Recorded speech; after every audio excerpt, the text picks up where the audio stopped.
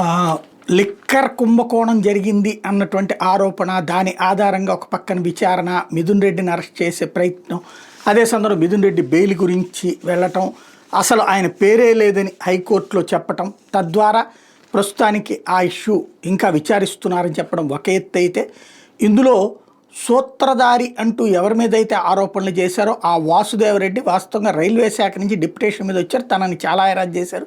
జగన్ పేరు చెప్పమని, విజయసాయిరెడ్డి పేరు చెప్పమని, ఇదంతా కూడా ఏం జరిగిందో తెలియదు.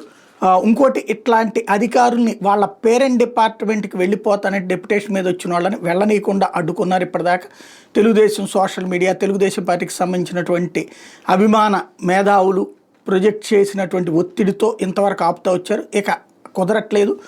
ఎవరైతే ఇప్పటికే ఆల్రెడీ తాజాగా విచారణ ఎదుర్కొంటున్నటువంటి విజయ్ కుమార్ రెడ్డి తన పేరెంట్ డిపార్ట్మెంట్కి వెళ్ళిపోయారు. అట్లాగే ఇప్పుడు వాసుదేవరెడ్డి, అంటే ఆయనేమో సమాచార శాఖ కమిషనర్, ఇప్పుడు వైసీపీ హయాంలో Andhra Pradesh state beverages corporation limited ఎండీగా పనిచేసిన ఐఆర్టీఎస్ అధికారి వాసుదేవరెడ్డి రాష్ట్ర ప్రభుత్వం నుంచి ఆయన మాతృశాఖకి తిరిగి పంపేసింది.